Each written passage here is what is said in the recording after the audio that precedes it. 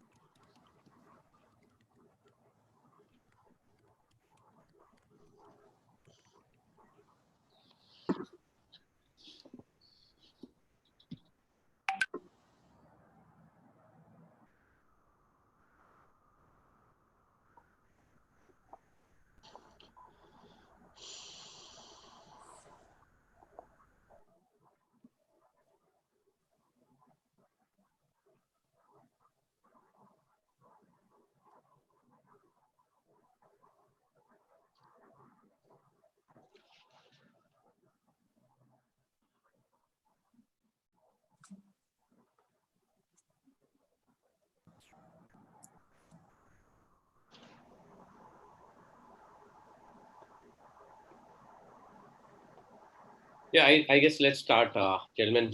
First of all, everyone, a very special thanks to you, Tej, for getting everyone together. And I guess in times like these, and specifically, we are very keen to. Everyone's very keen to hear some of the learnings that China has through this undergoing through this crisis. And I would say this is one of the webinars. I mean, we've also started engaging with everyone very just of very recently, but the kind of response that we've got to this one is really phenomenal. And thanks again for you to put this up stage, and a special thanks to all of the other speakers that have joined in. I guess only Shirley is missing, so maybe I'll just connect separately some login related challenges. So I'll just pass it on to you, Tej, so that we can quickly start the show. And so everyone, there's a very good lineup of questions that Tej has already prepared for all of us, and I'm sure it'll cover most of your doubts. But if in case still you have any, if you seek any clarifications or any questions from the speakers, please feel free to add it in the Q&A section. Or once the session ends after 1 hour, you can also raise your hands, and we can hear your voice, and you can ask the question. So over to you, Tej. Thank you so much, Amit, and welcome to my really good friends and also the panel members here. I just want to make a quick intro. So Hanson is from Morningside. So Hanson, you can say hello. And Helen is from Chiming Venture Partners, and Damien is from CDH. We are still trying to get Shirley online.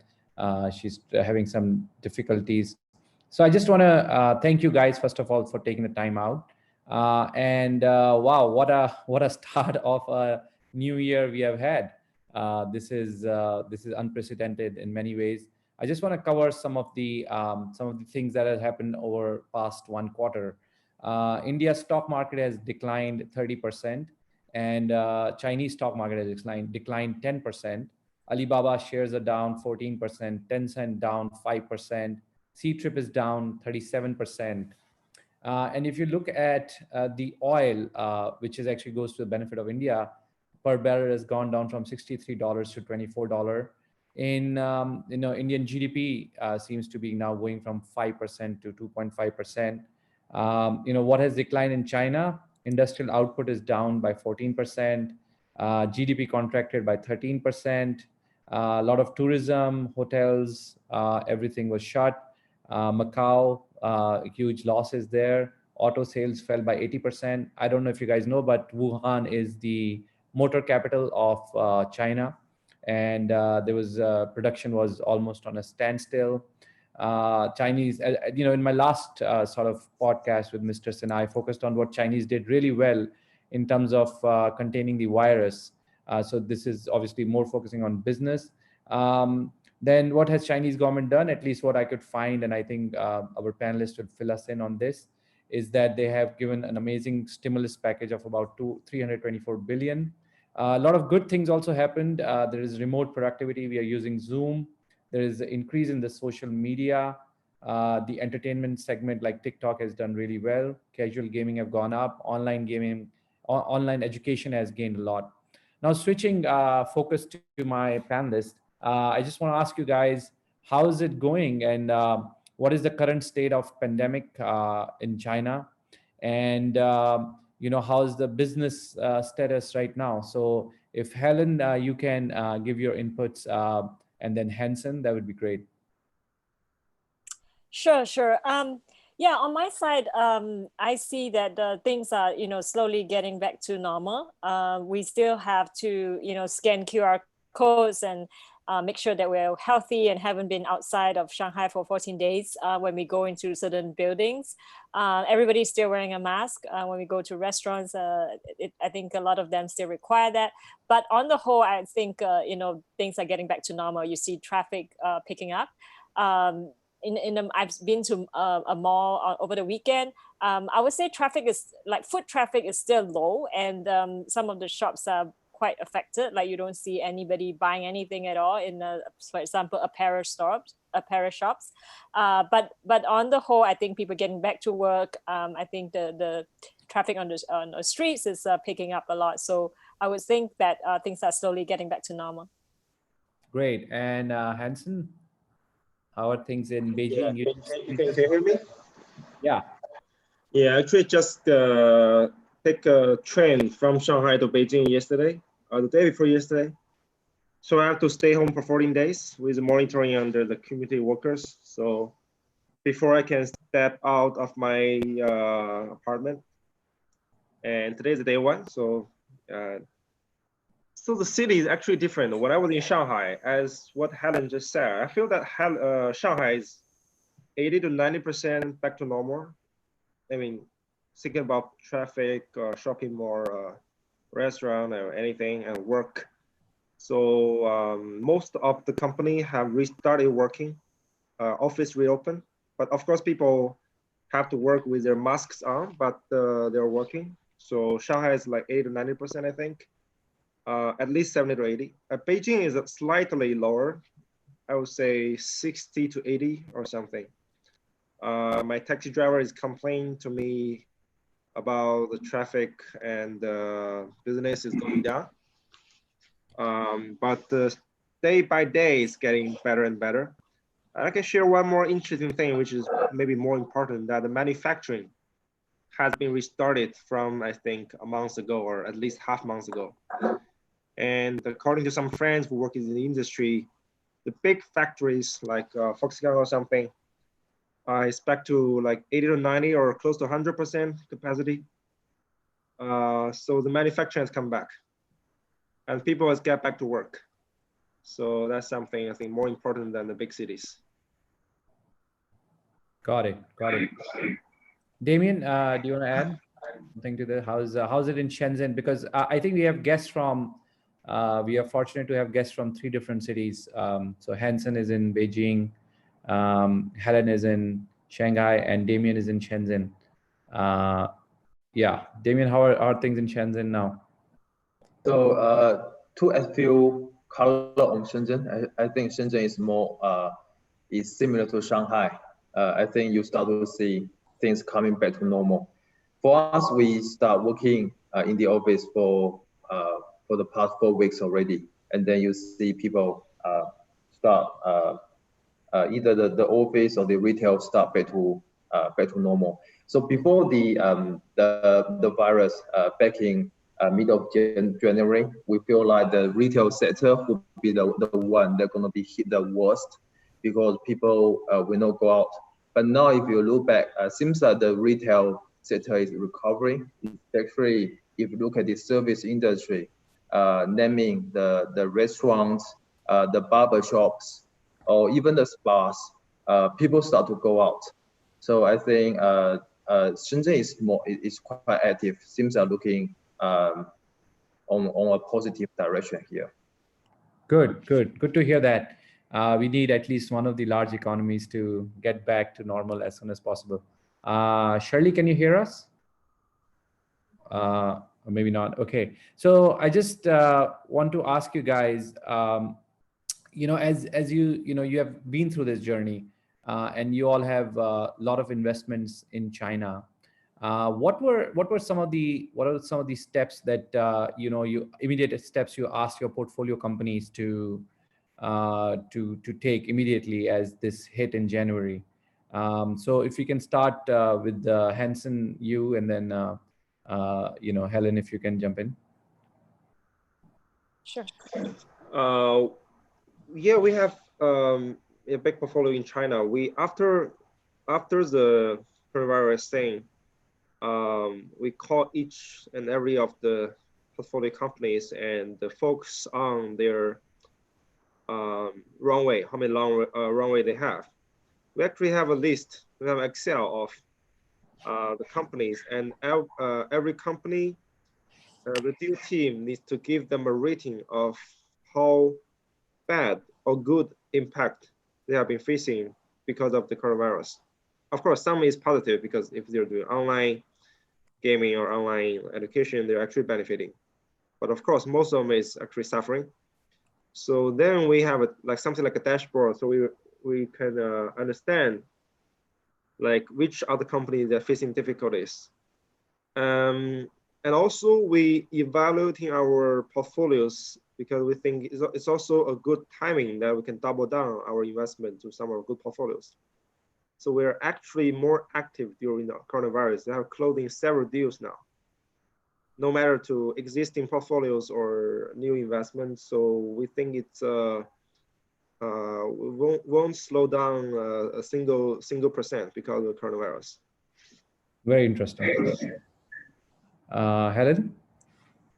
Yeah, I think yeah, like Hansen said, I think we looked at our companies and which sectors are badly affected and which ones are actually benefiting. So the ones that are badly affected are definitely like in the travel industry. We have a ticketing company for offline events. So those are badly affected, and also like some anything that involves offline retail is also badly affected. But then we also look at, is this impact short-term or long-term? Because actually it's very interesting to see that even though like, a lot of them are affected, but actually what happen is long-term they might benefit, because if they are the only ones surviving, they will, get more market share. And also if that say, for example, we have a company that does the kind of like urban club, I think is in the comparable in India, where you have people to come to your house and provide like beautician services. Actually, a lot of the offline players are closing down or in real trouble. So actually, we think that longer term, actually a lot of people would migrate online. So just like, for example, people said food services as well, like meal delivery services. In the past, maybe people go to a restaurant, but now, there's no restaurant owner that doesn't know how to do the meal delivery, because during the virus outbreak, that was the only way they could survive. So I think you will see a lot of migration from the offline, the small, medium enterprises to online. Same for education, they say no offline center doesn't know how to use online education tools anymore. So I think that is a very interesting change.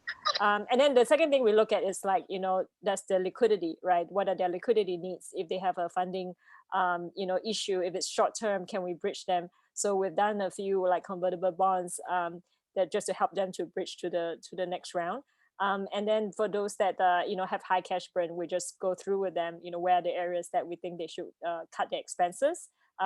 Most of it is head count, right? So most of it is in a form of pay or reduced pay or pay without leave. So I think a lot of companies have made those efforts to cut their burn. Great, very, very good measures, I think, for all the investors to understand.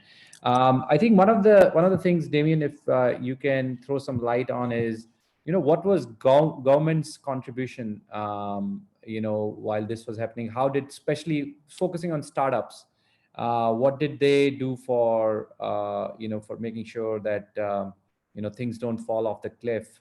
How did they contribute? So I think from my personal feeling, one of the most important things is during the virus, the government still let the essential service to keep running. And I think that's a critical thing for a lot of SMEs to sustain their business during this unprecedented period. Just giving an example, during even during the January or February time period, the logistics, naming the Shunfeng or the JD logistics are still running. So with the help of the logistics, a lot of the SMEs, they can still run a business, either reaching their customers online, shipping the products online. So that's the first point that I want to mention. And second is, I think the government in China moved pretty quickly this time to curb the widespread of the virus. So every province was moving in one direction to stop the widespread of the virus, and also even some of the armies was involved to help shipping the products, the necessities to help the hospitals. Last but not least, I think there are also a lot of helps either from the local governments to support and giving subsidies to some of the SMEs or extending some of the loans to the SMEs, and that of course also help a lot. Got it. And like, just to move, because I think a lot of businesses, especially Helen, you are investor in Club Factory.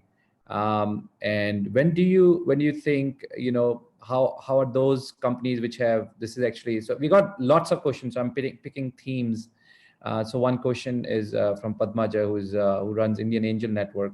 She's saying, what is the thinking of the supply chain companies restarting supplies to India? How are they sort of managing? Because right now, as you know, they can't sell in India. So how did they come up with the solution of that?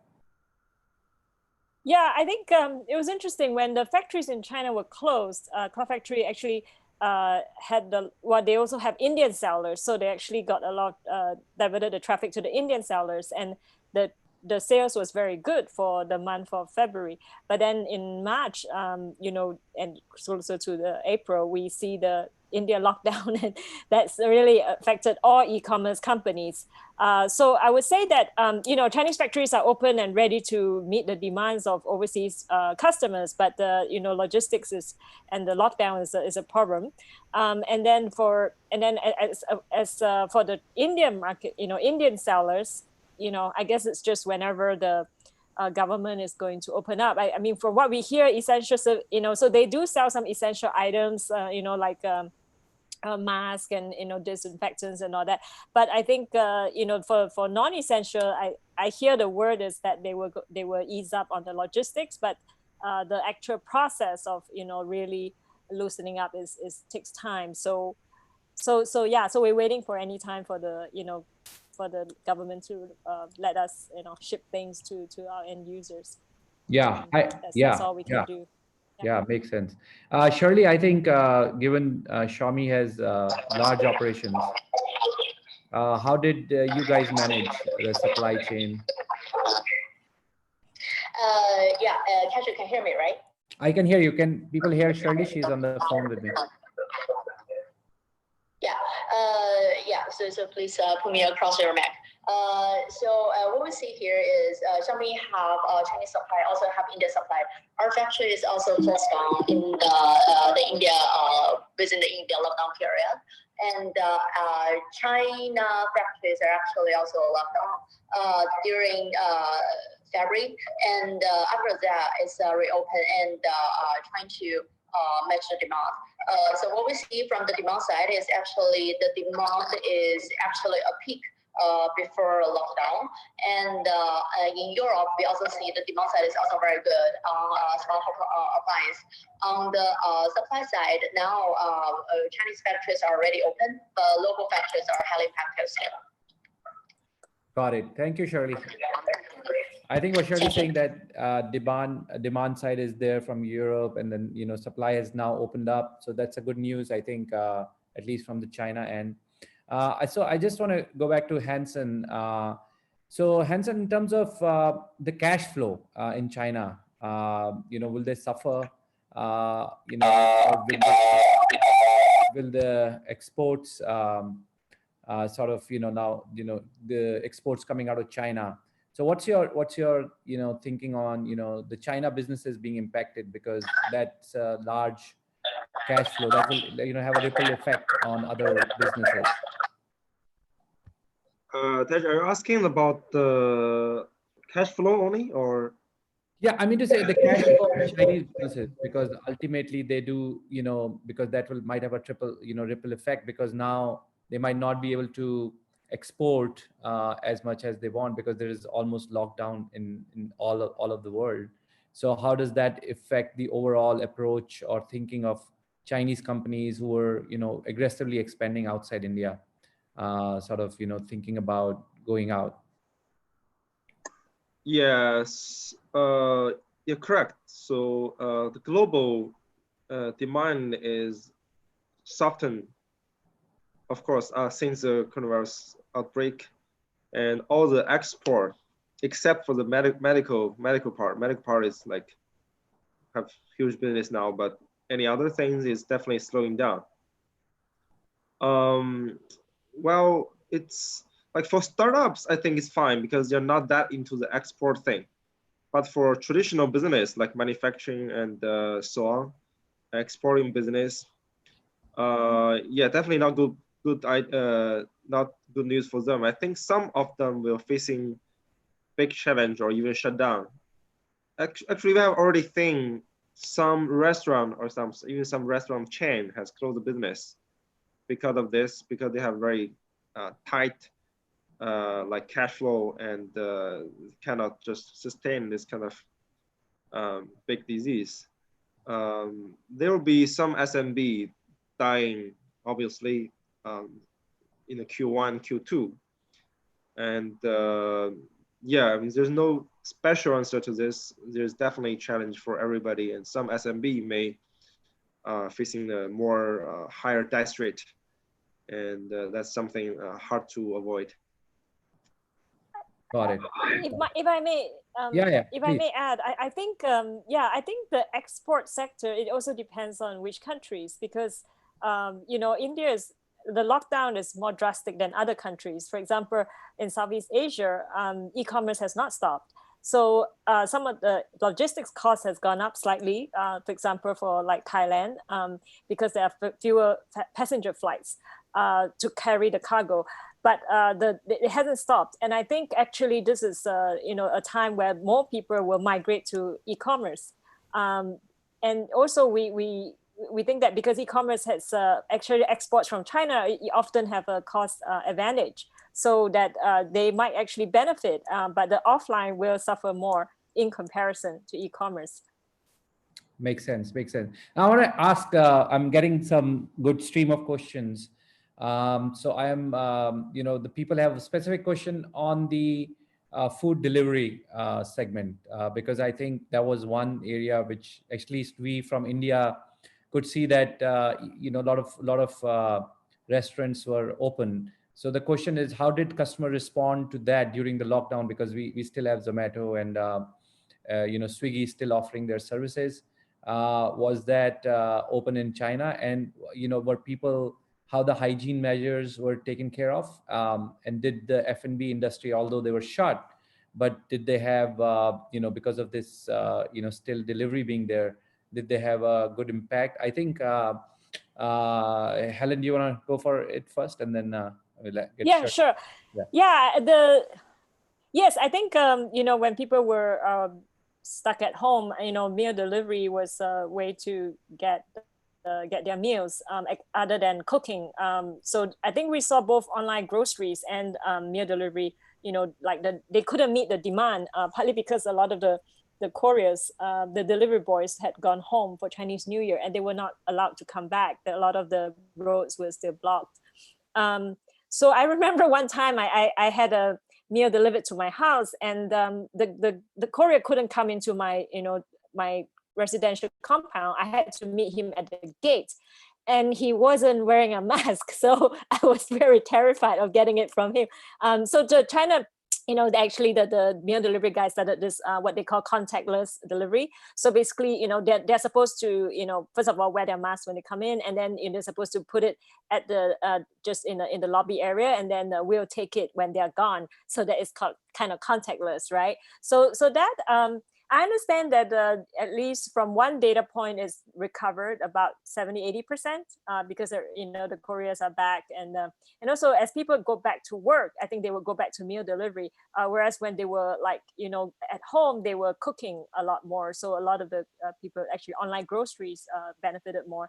So I think that meal delivery it should be a long-term beneficiary. I think everybody, I don't know if you noticed, Meituan stocks keep going up. Everybody's still very positive about Meituan because the offline restaurants will be more dependent on them than ever. Yeah, no, I totally make that. And by the way, I just want to add, my mom ordered for the first time from Big Basket because she goes out shopping herself. So that's, I think I'm seeing that trend in India as well. I think other question is from my good friend Ashish, and he's keen to understand. He runs a fund. Shirley, maybe you can throw some light. I know Shirley has been in Beijing pretty much since this whole thing started. What are the how is it recovery happening in the co-living, like shared economy sector after the COVID crisis? Is it like co-living, ride sharing, are those back on?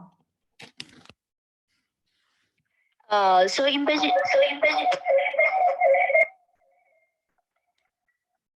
yeah. So in Beijing area, I actually do not have the data, but if in general what we see on traffic active user is say cab, online cab. Basically, during the various period, there is a around they only have 30% of the normal travelers still on, and after 1 month, now we can see around they have recovered 50% to 60%, but it's still now going back to normal level. But within that data, I didn't have any data about pooling or sharing this kind of data. But in cab pooling app, but the data what I have on cab pooling app, which is not a quite large app, that app, the data we see is during the lockdown period, they only have around 25% of the normal user, and currently they have around 45%.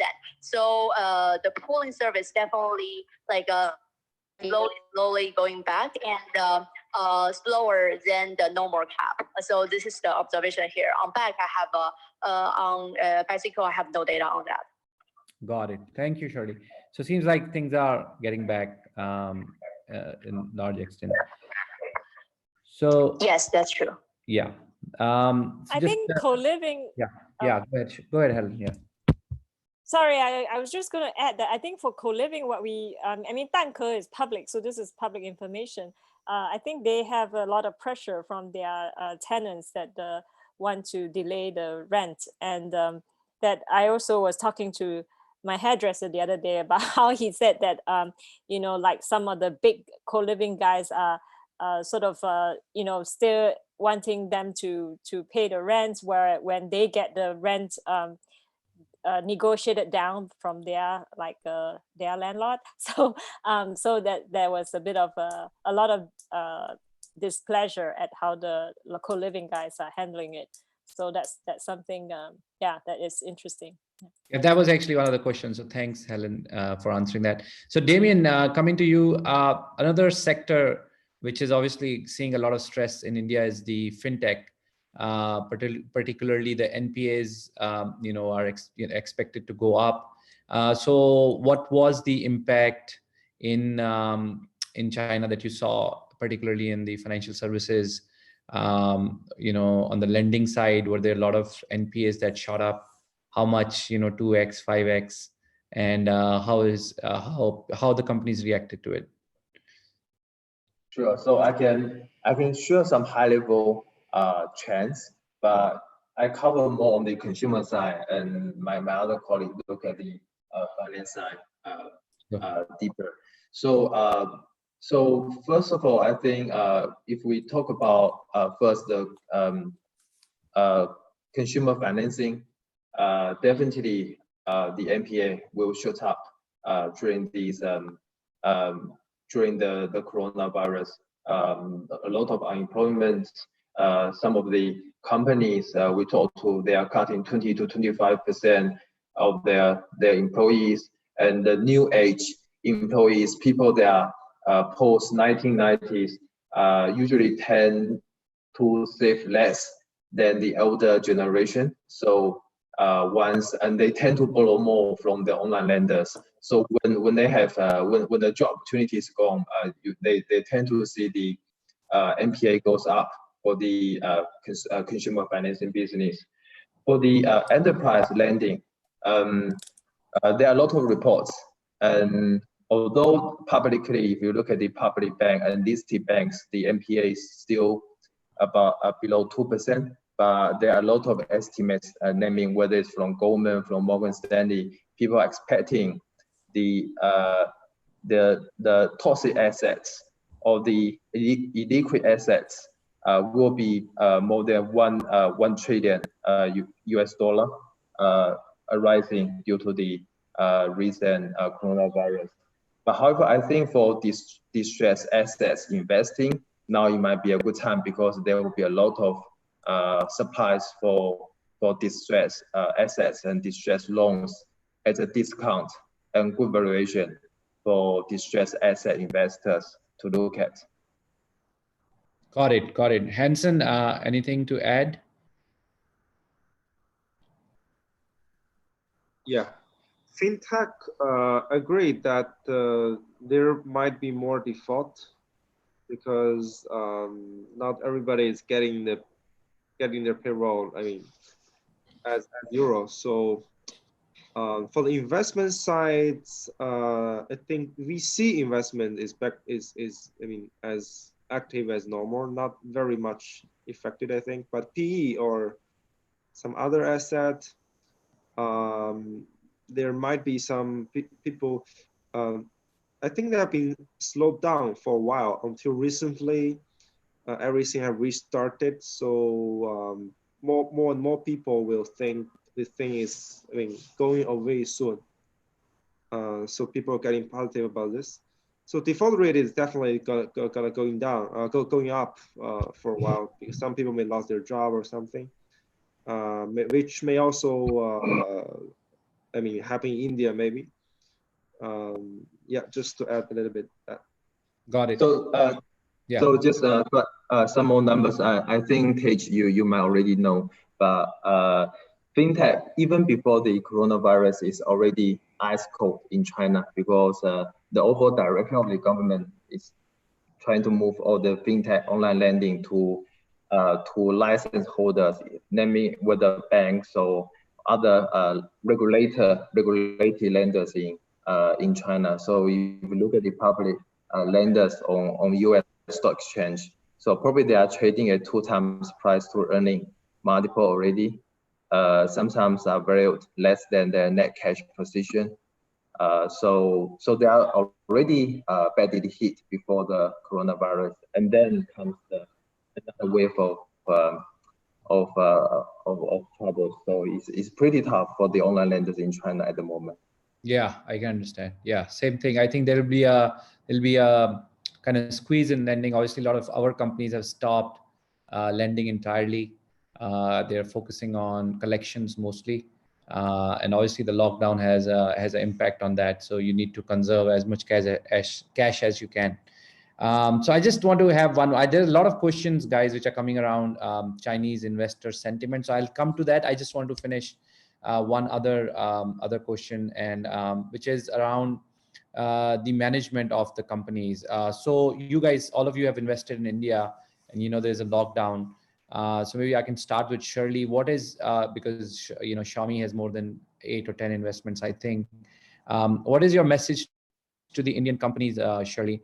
What are you telling them how to position themselves for next 6 to 12 months? And I think the Indian lockdown is rather severe than Chinese? It is when we plan to do an online roadshow for all our overseas companies, trying to give them access to Chinese investors. So I think everyone have different. From what I understand from financial investor in China, so what they said is basically it's two extreme. Some of them actually stop investing and even slowly closing what already at hand, and trying to wait the lockdown period or turning around of the rest situation, and then make another decision during that time. And another extreme is people trying to looking at the sectors that is impacted by the various situation and trying to get a good price and get in. So I think the two extreme are happening. So what we do here is we talk with our overseas portfolio and trying to bridge them with our whatever Chinese investor and the India investor, trying to help them to go over. And we also do some internal round, try to help them out. So this is our actions we do. Got it. So bridge is important at this point, and connecting them with new investors. Got it. Helen, could you add? Helen, before you answer, there's one more question specifically for you, which is, you mentioned Urban Clap earlier. And you mentioned the similar business. So how could they, what the company in China did to minimize the sort of impact, the negative impact, given their similar businesses? And second question is more about, what's your advice to Indian companies who are going through this right now? Yeah, I mean, the company, that is similar to Urban Clap. I mean, there's not much you can do. I mean, they do have some try to sell some products, like instead of just selling services, and some pre-ordering of services. They do promotions and people top up, but there's not a lot you can do. For example, in Beijing, where the residential communities are kind of closed and to outsiders, so that other people cannot come in, right? So that I think it's really to conserve cash, and if you have financing that you are currently in discussion, close it as soon as possible. That's what I give my CEOs, the advice. Don't be hung up on valuation. Don't be hung up on details. Just close, as soon as you can. In one case, the company is actually well funded, and actually said that interestingly enough, the cost of user acquisition has come down. Because like e-commerce companies are not spending, and with the lockdown and everything, they want to be more aggressive. And I said, go for it. If you have good cash runway, and I think that you're well positioned, it might be a time to be slightly more aggressive than before.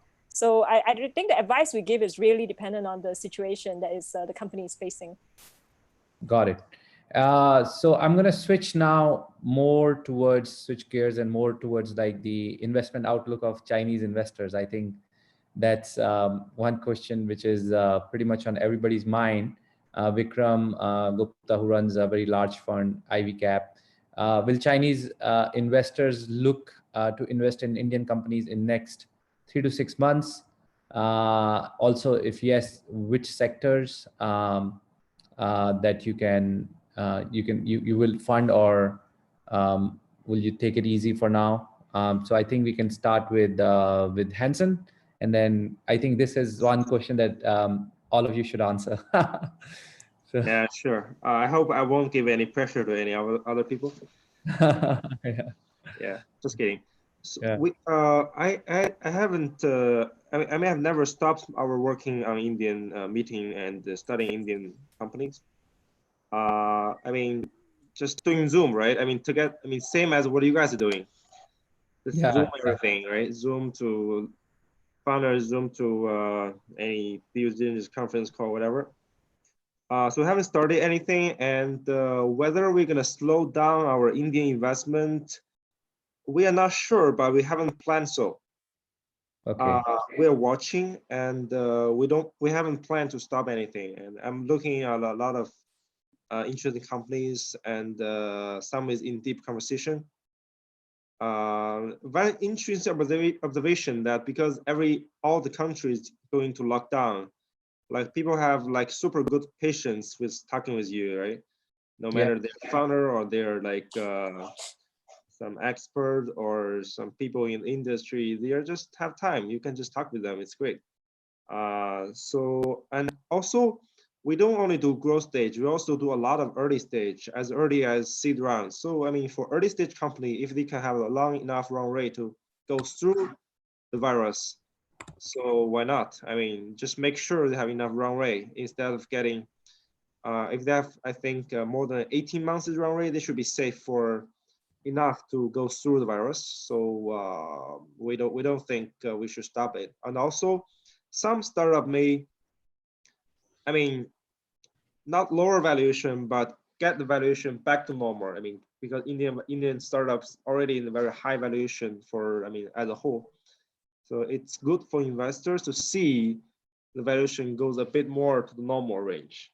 Yeah. So no reason to stop everything. We're looking online, offline, everything. So we are a bit optimistic, hopefully not too optimistic of the virus thing. Yeah. Thank you. Good to hear that, Hanson. Helen? Yeah, I think for us it's an interesting time. I mean, I would say that, you know, like I think most VCs, we are focused on portfolio management for the immediate, you know, future. But I think we are also open to, you know, new investments. But we are not in a hurry. I would say we rather keep our steady pace. And like what Hanson said, I do think that last year was a bit of a crazy year in terms of valuations in India. And, you know, I think the trend was already going back to, you know, more back to fundamentals, back to unit economics. And so I think if we see something that is in line with those things, then we would be willing to put the money to work. Got it. Thank you. And Damien? So for us, we try to keep our business as usual.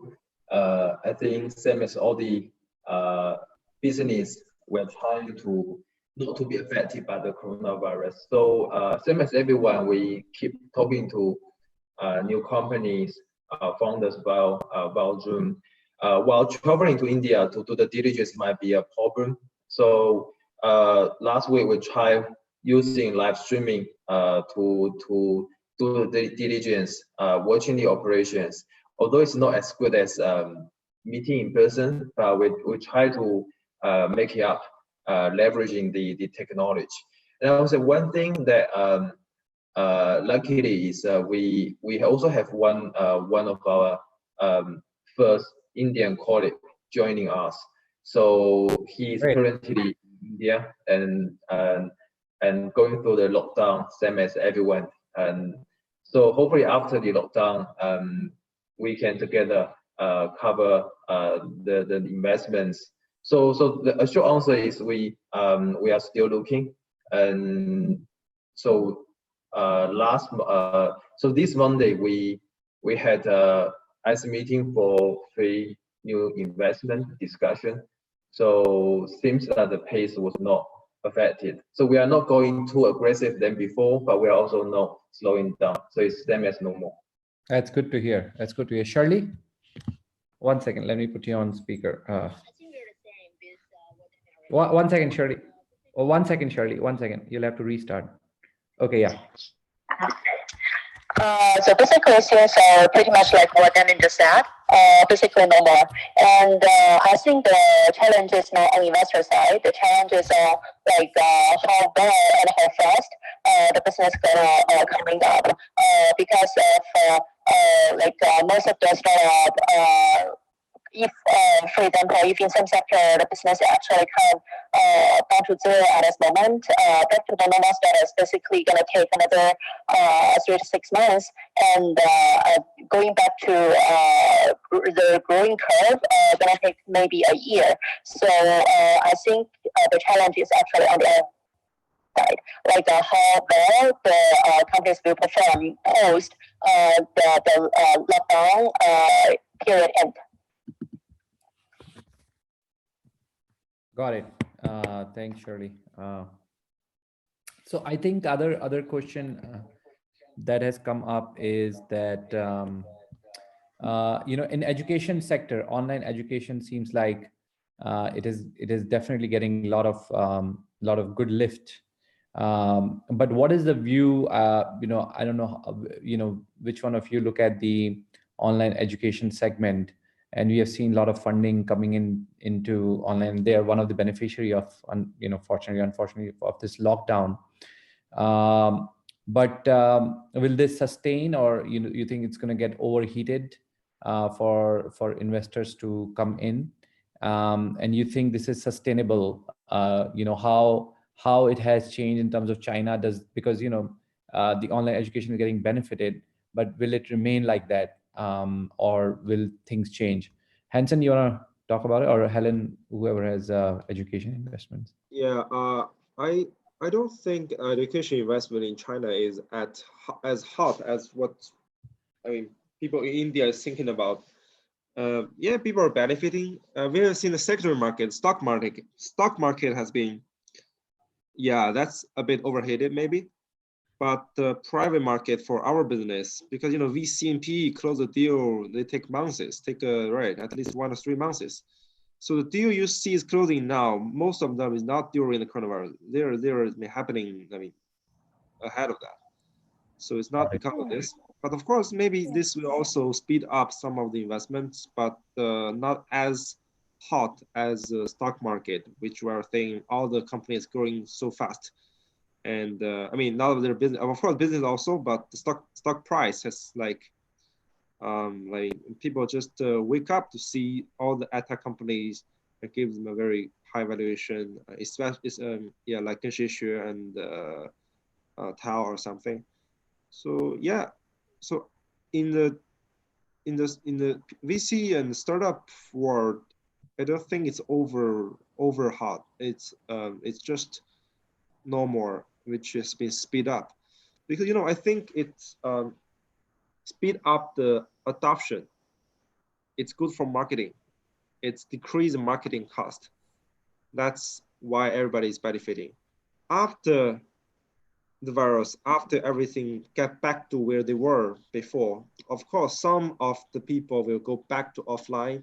Yeah. But I believe a very decent portion of people will stay online, right? I think I'm optimistic about that. Like your mom, now she's on Big Basket. So after the virus, maybe she's still on Big Basket, right? Or maybe she will left. Of course, different people have different behavior, but of course, definitely some big portion of people will stay. Yeah, you can think it's a great marketing, great free marketing for all of them. As far as I know, all Big Basket growers have stopped marketing, have zero reason to do that, because now demand is huge. So as like education. Makes sense. Yeah. So Yeah. that's my answer. Yeah, Helen, your views? I think online education is a beneficiary of this trend as well. I think interestingly enough, I participated in this K-12 panel, and the consensus was that 60 to maybe 70% of the students will go back to offline eventually after this virus. But I think that's because a lot of people believe that for the younger children, they don't have the discipline to sit in front of a screen and listen to a teacher. So the parents might prefer to just put them in an offline center. But I think for our investment in offline education, they have seen a lot of interest, both from parents and also from offline friend, like tutoring centers that cannot survive. And they're small, they don't have a brand, unlike TEL and those guys. So they find that this period has been very tough for them. They have all these expenses and they no revenue. So they actually want to join us and be our franchisee. And they would just help us to acquire users, but the teaching is all done online. So that might be a new model or new online offline merged model, which we think is the way to go.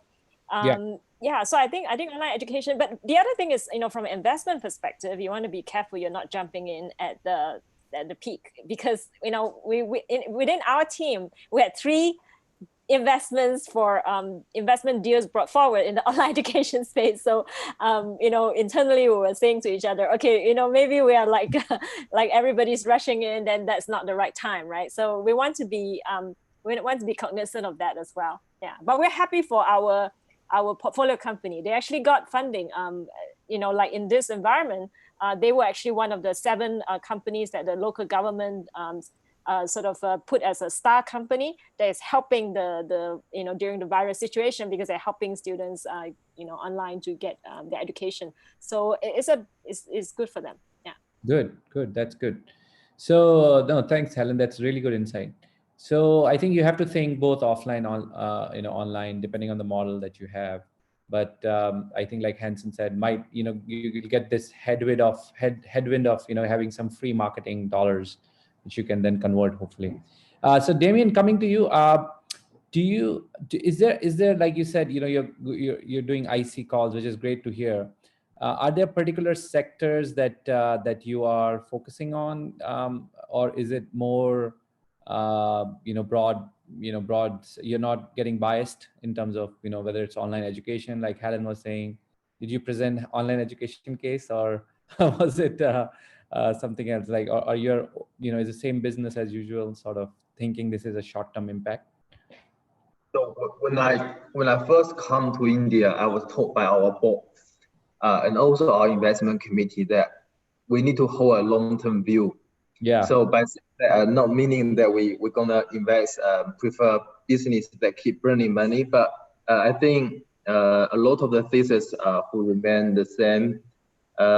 We still look at our board 3 space, naming consumer, fintech, enterprise services, and we still feel bullish in the overall consumption, rising trend in India, the rising of internet adoption and improvement of technology.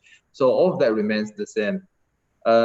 Speaking of space, I think so as Helen and also Hansen mentioned, apart from online education, some of the e-commerce, especially in grocery space, should benefit a lot from the lockdown, but they have a hard time in India to fulfill the demands. So while we keep the overall thesis the same, we will try to look for something that is more virtual and digital, so that they don't have, and they won't be affected by the fulfillment and supply chain. So think about if the consumer keep coming to you, but you don't have the supply and you cannot fulfill. Sometimes there's also a headache. So we will try to keep looking at either looking at some contents or virtual products that is easier to fulfill. But just one last point, I think the essential service and logistics should be open sooner nor later in India, and I think that's something that everyone should be fighting for. And unless the logistics and fulfillments are back in place, a lot of business becomes not functional. Yeah, I agree with you, Damien. And by the way, we have Anjali Bansal. She runs Avana Capital. She's actually, working with the government. There are a bunch of other investors as well who are advocating for opening up of logistics, particularly. We have 2 investments, delivery and Let's Transport, in the same segment. And I totally agree with you. While this lockdown is going on, a lot of advocacy, especially from the startup group, are going to the government and telling them that we need to open up, the logistics, even, maybe for non-essentials, because that should not shut down. So I agree with you guys. Yeah, Shirley, just coming to you quickly in terms of, your investment thesis and kind of, is there some sectors you are particularly looking at now? I think nothing special, because we are not like a financial investor. We are pretty much looking at synergies. So the philosophy is not changed. We are still looking for synergies in portfolio. Yeah, definitely makes sense. Yeah, so other initiative, which is also a nationwide initiative, which is also bringing a lot of our Kiryana stores. So sorry, one second. So because the Shirley, investment sorry, actually driven by Shirley, can you say it again, because I think we lost you there. Yeah, go ahead. So you mean if you mean investment is also again it's not impacted by virus. It's pretty much driven by synergy. Yeah, makes sense. So I was just gonna say one more point is that there is another initiative which is going on in India on the line of logistics. What you mentioned, Damien, is getting our Kiryana stores online, because they are the sort of the blood stream that runs India. So we want to get that online. I did a couple more questions, and I'm going to switch then to the employee morale side, because I think that's also very important as we are dealing through this. So two questions. One is from Sunil Goyal, who runs another fund in India, and they do a lot of investing into 3D sensing, computer vision. I think they are one of their venture fund is called Your Nest, and they are one of the sort of pioneers in a way who are looking at these sectors, non-consumer side. So I guess Shirley, I would want your opinion for sure on what in terms of this whole touchless kind of I read a lot that China adopted a lot of touchless projects, and that's where I guess this fits in. So are you guys, given Xiaomi, would you be interested to look at companies from India, who are solving these problems?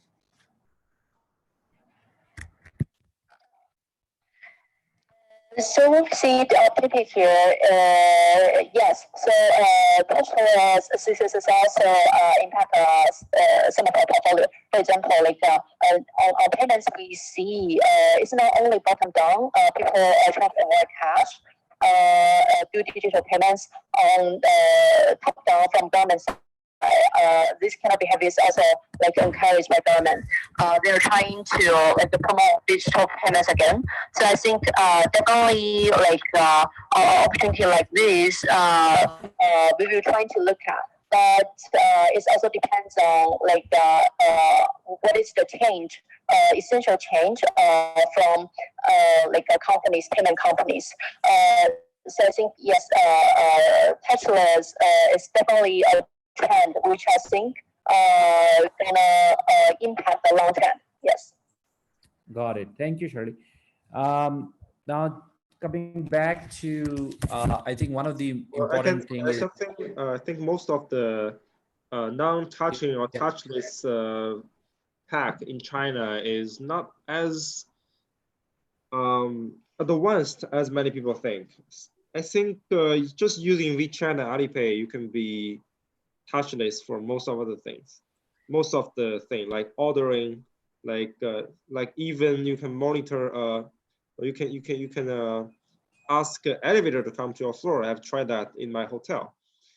But this is all the mini apps or something built on WeChat or Alipay or something. So it's not as hardcore as many people think. And we are also the investor of many AI company like SenseTime or something. But I'm not very sure if they have the significant growth on the thing. I think maybe not, because most of the infrastructure from the government side had already been built. And talk about new demand, it's more about the temperature sensing. There are a lot of temperature sensing in a distance, which you don't have to use a city way to test the like a gun or something. No, you don't have to do that. Even there are many touchless temperature sensor or something, which have been widely used in the shopping mall or offices. And but as I said, it's not that hard tech as people thought. Yeah. Got it. So switching now to switching gears to employee morale as one of the key issues of being locked down in the four wall. I've been locked down for a month now, so And you can just imagine in terms of, workplaces, behavior changes, and long-term impact of those. I mean, these are important things. So Helen, if, I can start with you in terms of, when people were in lockdown in China, how did they, well, one is, how did you keep yourself sort of entertained and also involved and, get your work going? And then, Yeah. how did the employees do it, of your portfolio companies? I think it's a tough time for everybody, right? But I think for most people, they are just glad to have a job if they have one. Because there are so many layoffs around us, and people getting their pay cuts and things like that. So I think on the whole, the most challenging, I think, working from home is the kids are still out of school, so so you have to, like, especially for the moms, you have to do two jobs. You have to look after your kid and you have to work as well. So I think that's been the biggest change. Yeah. I think a lot of the exercise apps actually have a lot of traffic as well, like Keep, and one of the ones for like middle-aged women to dance, their square dance has also gone up in China. I use Nintendo Switch, so with my daughter, and it's keep us entertained and hopefully keep us fit.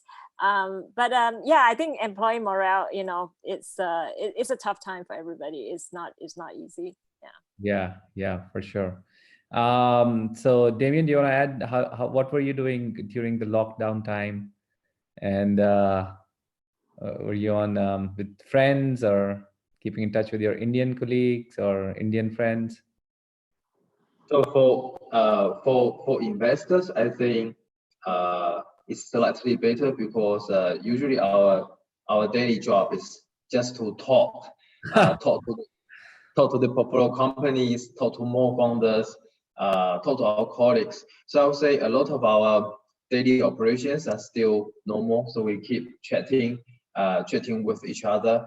So one thing that that's different is we start to look at use a lot of live streaming.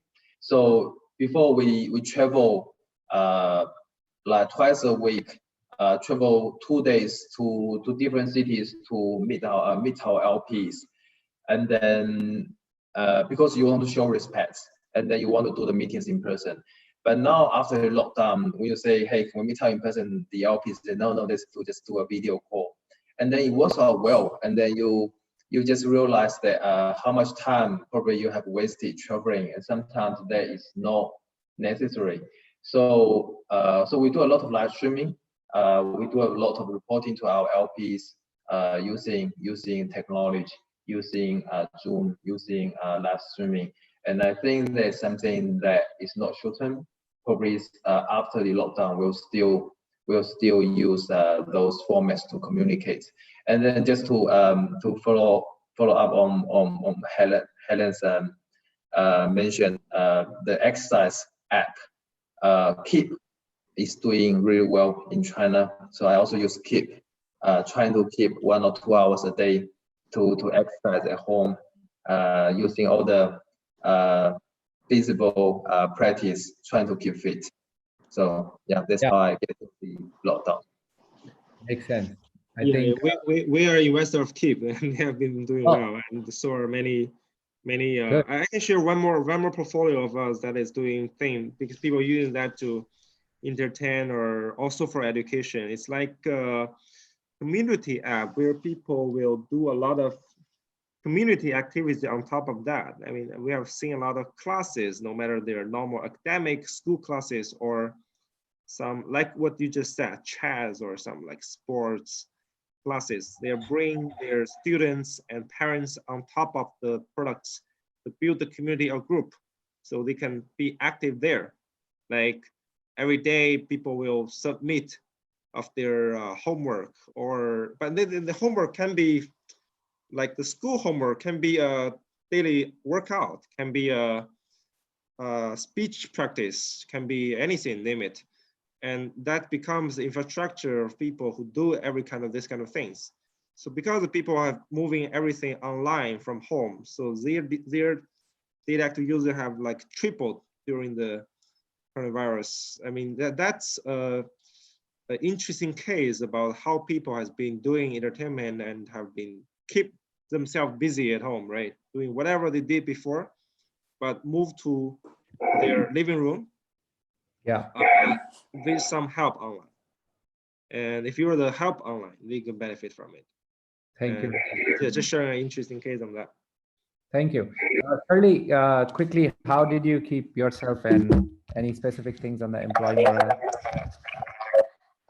Pretty much the same with everyone. I think on Zoom, actually, I don't know everybody if you have the same feeling. Work from home actually have better efficiency online. Say if a face-to-face meeting you can do 5 to 6 per day, but actually Zoom meeting can do 10 or even more, even like 12 meetings a day. So from work, I didn't see much impact, and it's even busier. And life is the same, like because gym are still not fully open. So I tried 2 things. One is Nintendo Ring Call, and the other thing is smart weight, also like a dance with an app. So I think this is already part of my life, and I may spend less time in gym, even after gym are reopened. So I think this is also like long-term impact on my life. Great, great. I can tell you guys, I'm a better dancer now. I do dance fitness. And it's nice to just have that hour to yourself and de-stress because there's a lot of things. So next time if we are together in China, we could do a Indian dance. So now moving on to, I think we have about 400 people, which is, a lot of people and a lot of questions they want to ask. So I'm just gonna open it up and to Amit. I think Amit, if you can take it over, I guess you want to give opportunity to people ask some questions. Amit? Yeah, sure. I think a lot of people are asking questions stage, and meanwhile, I've just requested a few of them to maybe take up the mic. Meanwhile, I guess you've answered a lot of them. We are also receiving some questions on YouTube, so it'll be cool if we can possibly give a perspective on the maybe some other sectors that are not that are typically much affected through sort of an offline setup only, co-working, co-living, etc. And how some other offline businesses can evolve and how will they come back? Maybe throw some light there. So basically, what were some of the things that offline businesses can do, which are currently suffering and can't really operate? Any sort of guidance to them? Sure. Few startups are also asking those. Yeah. Sure. Helen, you want to pick it up? Like some of your. Sure. I can share. Some of our companies, they are like brands. Like one sells undergarments and kind of like clothes you wear at home, casual clothes. And they had both online and offline. They had about I think 20 stores. So what they did was quite typical of a lot of such companies. They basically, when the offline stores were closed, they asked their sales assistants to actually reach out via WeChat to the customers, to have WeChat groups, and then to like interact with them and do some online sales through WeChat. So that helped to keep the sales while the shops were shut. So another thing is when the shops reopened, to actually entice them to come to the offline shops again, through telling them that there's some like bonus points or loyalty points that they have that can be used in the store, because they find that the offline store is still better for like a higher ticket item purchase. So they did a bit of that to bring people back into the stores, because a lot of people were still not going to the malls. And then the other thing is a lot of brands have started to do live streaming, because live streaming in China is pretty big for e-commerce. So using influencers to try to do live streaming as a way to boost your business is also a trend that some of them have increasingly adopted. Thank you. Damien, anything to add? Any other examples?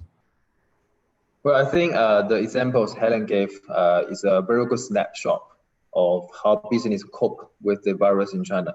The online piece is okay. If you look at the DAU of Pinduoduo, is almost surpass the level before the virus, and then the logistics are running, so it's pretty much in operation.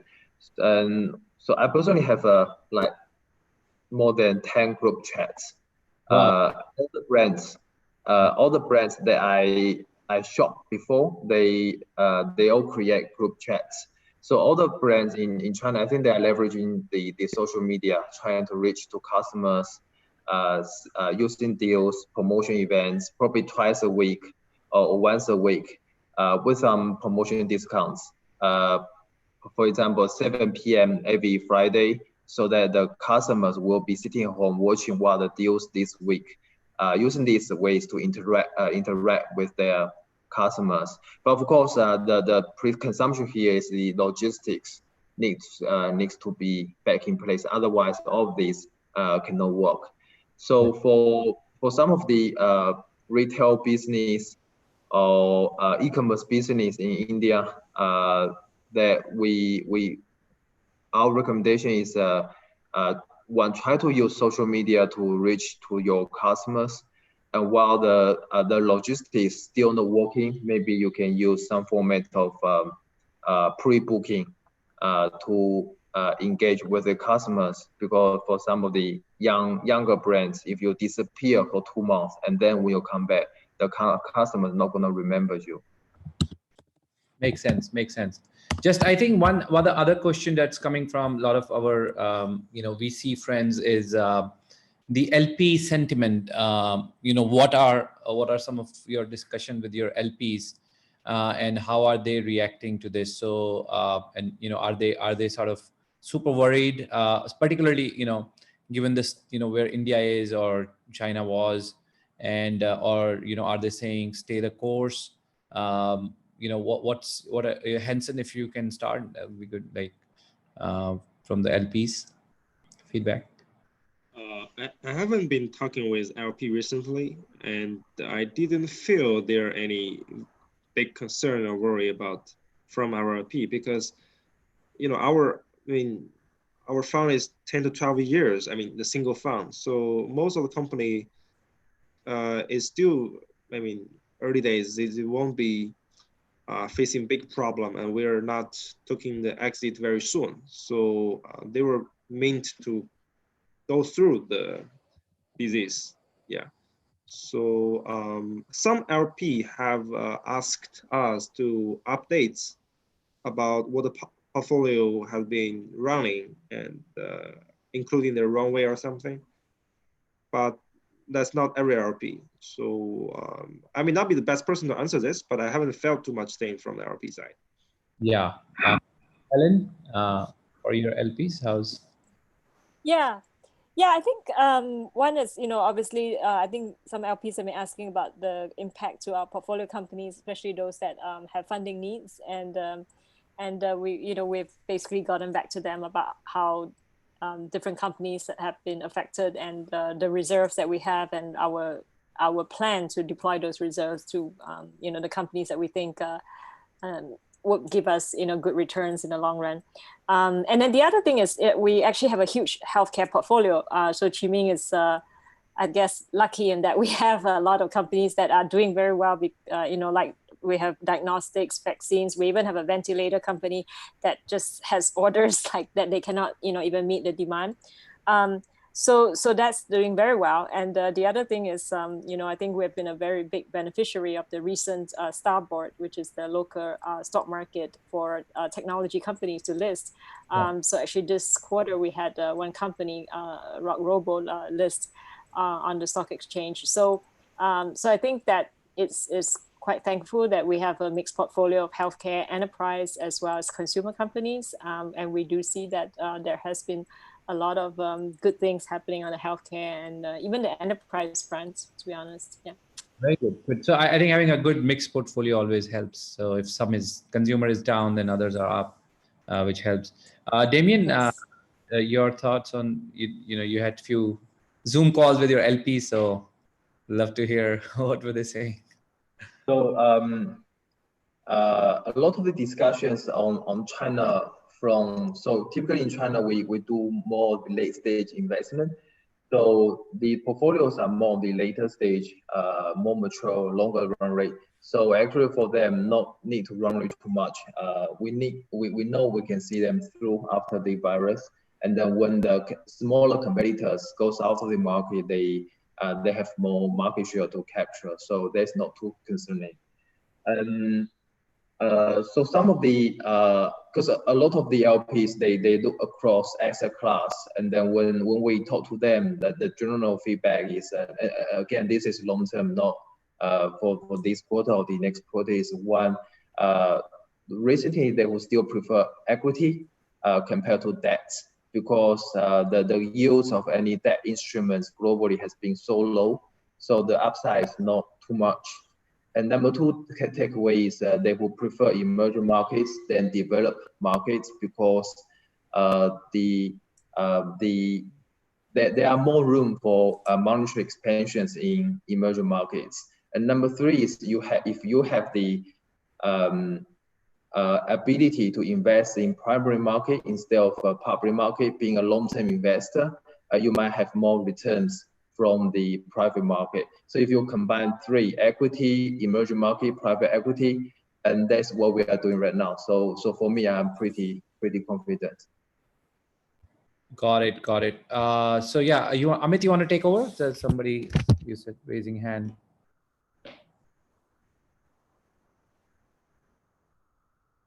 Amit?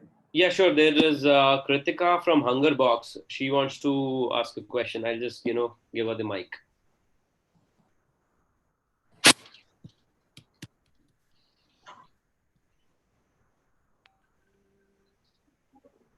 Hello. Yeah, Kritika, please go on. Yeah, hi. So we are essentially into digitizing corporate cafeterias, and one thing I wanted to understand is, as the lockdown, lifts in China and companies go back to their workplaces, as the people go back to their workplaces. Of course, now the transition is slower, but over the course of the next few months and probably the next 1 year, do we see a change in workplace behavior where we see more people working from home, or a certain section of people being asked to work from home to maintain lower employee strength in companies or at the workplace?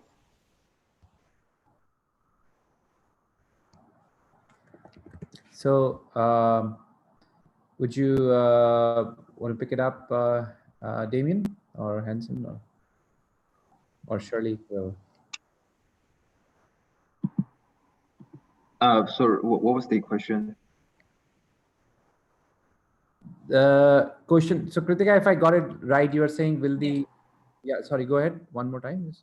Yeah, so I'm basically saying that, are we seeing a longer term shift in workplace behavior, in the sense that we are seeing more people working from home, or company preferring a certain section of people who might not be needed on site in companies being asked to work from home more frequently? So basically they provide, yeah, I got it.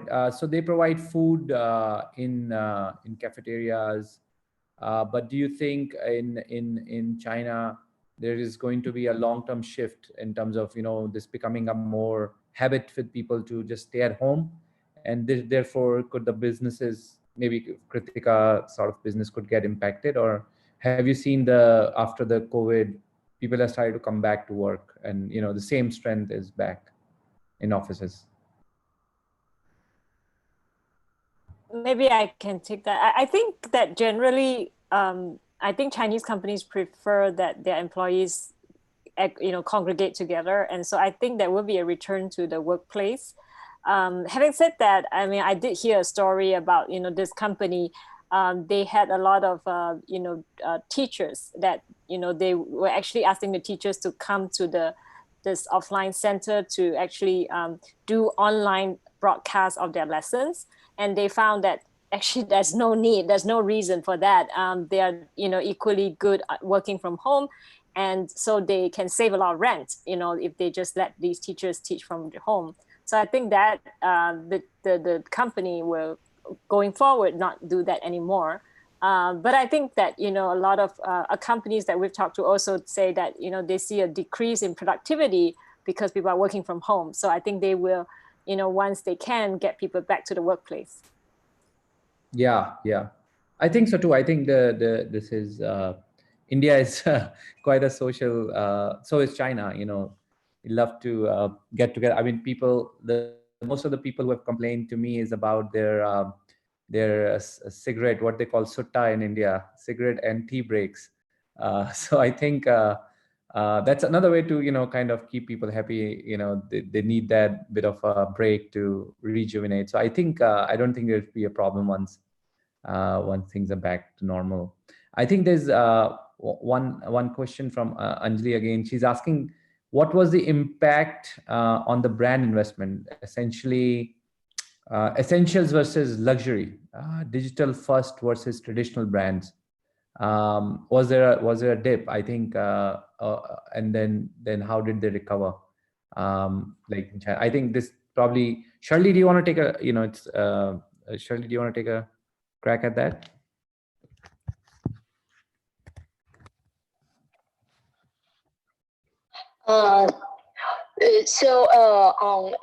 I think again it's a question on long-term impact, right? So I think let's don't underestimate offline. So I think the impact to most companies, actually, it is most companies will focus on trying to build multiple and do not rely on a single business line.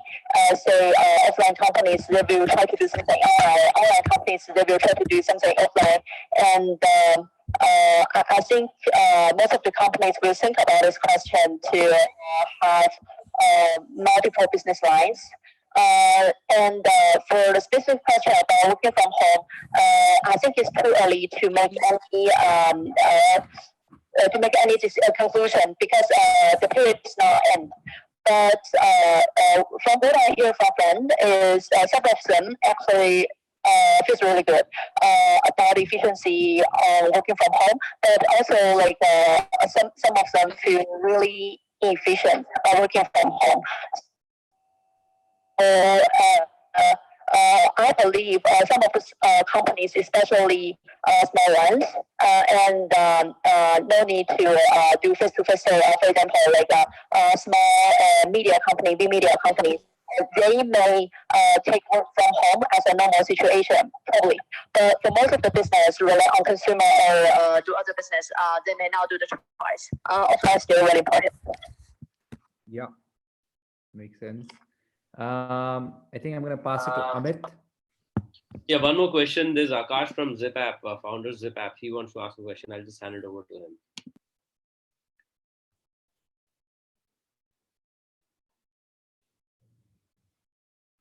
Hello, am I audible?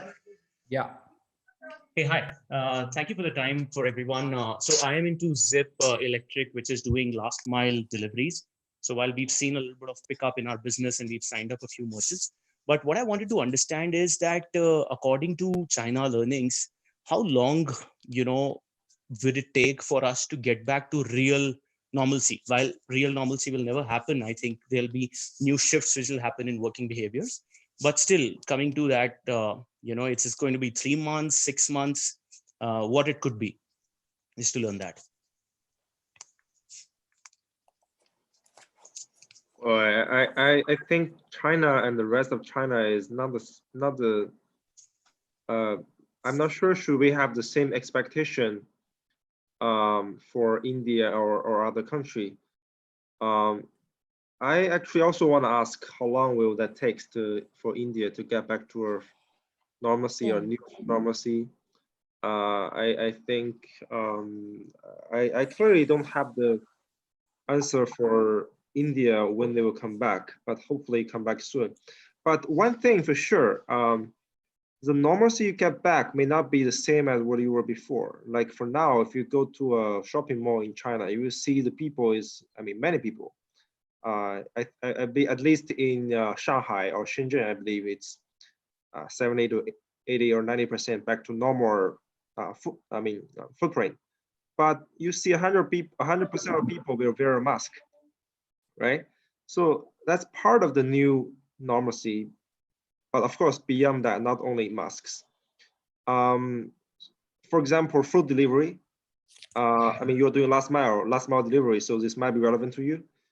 So I think most of the people have to go pick their food or whatever, or normal delivery package parcels from the gate of the community or company instead of on your door or something, because the community want to keep outside people outside the community instead of too much touch.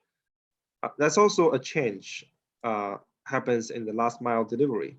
So I had to walk for 200 meters to the gate of my community to pick up my food delivery. That will decrease my incentive to order, right? I have to walk for 400 meters, go and back to pick up my food. Yeah, so on and so forth. I think many things are here. So have to focus on what normalcy will be there after it comes back. It will not be the same as before for a long period. Makes sense. And one more thing, I think even in China, if you want to talk about totally go away from this strain, it will probably be longer as most of people expected, according to some expert recently. So we were discussing whether the recovery would be a U shape or will be a L shape, but I think the consensus here is definitely no V shape. Yeah. Yeah, Helen, anything else? Otherwise, I'll wrap it up. Yeah, no, I agree. I think it depends also on the sector and also on like the government support. You know, the government, some of the local governments have come up with this consumption vouchers, and that would probably help to give some boost. So I think the good thing, you know, China has gone through this kind of ups and downs. You know, went through SARS, and you saw a very strong recovery after SARS. So, but I think that in general, China economy was in a slowdown before the outbreak of the virus. So I think it's not in that good a shape already. And then with this on top of it, it's going to be a tough time for a lot of people. Having said that, you know, there is a high, like I should say, pent up demand for certain things. I mean, we saw 20,000 people at the Yellow Mountain over the weekend. So that's a bit crazy. I think people are like just cooped up for too long. And so they will go, you know, and they will go spend money sometimes. So I think I'm cautiously optimistic is how I put it. Yeah. Great. No, thank you so much. I think I just want to say, look, China has recovered in, let's say, 3 months. Maybe India with a little bit more unorganized, maybe inefficient, it might take longer, but we are together going to get out of it.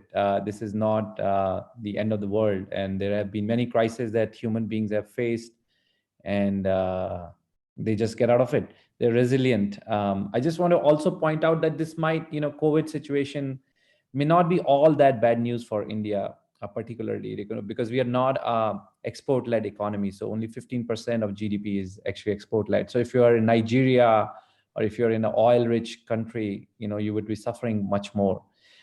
Second, I think what Helen made a point, Hansen made a point, there were some assets which were overvalued. Today, the stock market has corrected massively, obviously 30%, but that gives opportunity for a lot of investors to come in. And when there are some dream deals, HDFC Bank, I mean, it's a great bank. It's not going anywhere. It is going to be there. The demand is going to be there. It's a great. I bought the stock of HDFC, by the way. Yes, it's a great thing. I think so. What I'm saying, fundamentally, we are still very strong as a nation. 2 weeks or 4 week shutdown is not going to change. I mean, other thing is you look at FY22, just don't look at FY21. It's an anomaly year. Just brace up. There are great sectors which will, large bank credit growth will be there. Telecom is booming. Online education. We spoke a lot about these. So this is, there's a saying: "It's great things never come from comfort zone."